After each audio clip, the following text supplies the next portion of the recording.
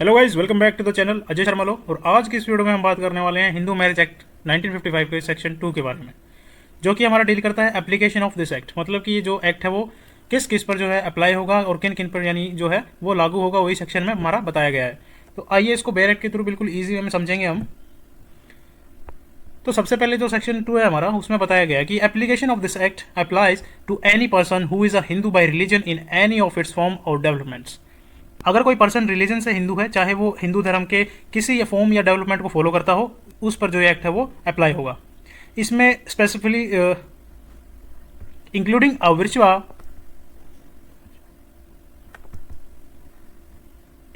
विरचुआ a Lingayat or a follower of the Brahmo Prarthana or Arya समाज।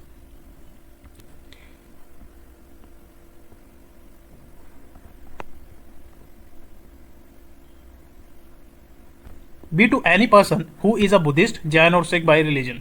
अगर कोई पर्सन बुद्धिस्ट, जैन या फिर सिख रिलीजन फॉलो करता है तो ये एक्ट जो है उस पर भी अप्लाई होगा। C to any other person domiciled in the territories to which this act extends who is not a Muslim, Christian, Parsi or Jew bye religion. अगर कोई पर्सन इंडिया या जहाँ एक्ट जो है अप्लाई होता है उसका जो डोमिसाइल जो है रखता है और वो मुस्लिम, क्रिश्चियन, पारसी या जू नहीं है, तो ये एक्ट उस पर्सन पर भी अप्लाई होगा। Unless it is prove that any such person would not have been governed by the Hindu law or by any custom or usage as a part of that law in respect of any of the matters dealt with herein if this act had not been passed। अगर ये prove कर दिया जाए कि act पास होने से पहले उस पर्सन पर जो हिंदू लॉ या हिंदू कस्टम्स अप्लाई नहीं होते थे, तो फिर ये एक्ट उस पर अप्लाई नहीं होगा। फॉर एग्जाम्पल, कोई ट्राइबल कम्युनिटी जिसका जो अपना अलग कस्टम हो और जो हिंदू लॉ से गवर्न ना हो, तो उन पर जो है एक्ट अप्लाई नहीं होगा। सिर्फ एग्जाम्पल के तौर पर मैं आपको समझा रहा हूँ, ठीक है।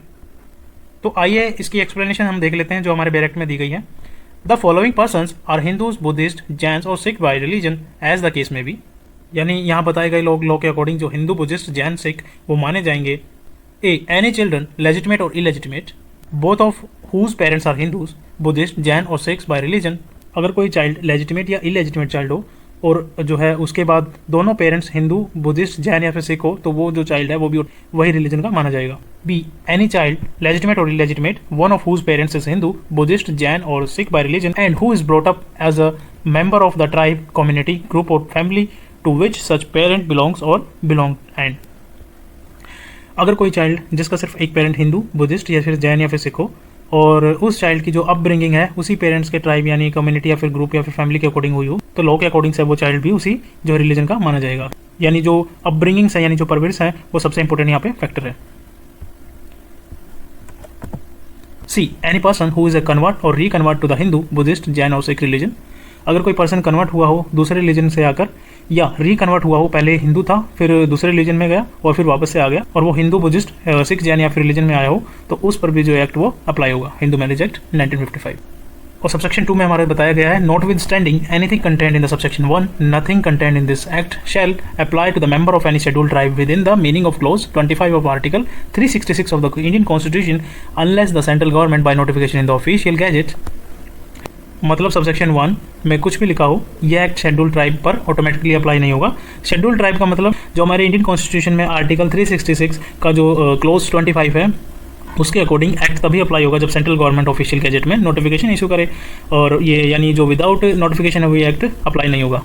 Subsection 3, the expression Hindu in any portion of this act shall be construed as if it included a person who, though not a Hindu by religion, is nevertheless a person to whom this act apply by virtue of the provisions contained in this section। और साथ ही हमारा बताया गया है कि इस act में जब जो वर्ड है, हिंदू वर्ड है, वो यूज़ हो तो उसमें सिर्फ रिलीजन के मतलब जो हिंदू है वही नहीं, बल्कि वो सब पर्सन भी इंक्लूड होंगे जो टेक्निकली जो हिंदू रिलीजन के साथ नहीं है, लेकिन इस सेक्शन के अकॉर्डिंग उन पर भी जो एक्ट है वो अप्लाई होगा।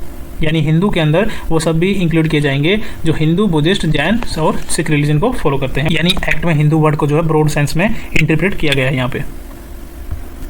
So thanks for watching guys. अगर वीडियो पसंद आए तो वीडियो को लाइक और चैनल को सब्सक्राइब जरूर कर लीजिएगा ताकि आने वाले अपडेट्स आप तक ईजिली पहुँच सके। मिलते हैं नेक्स्ट वीडियो में। Bye bye.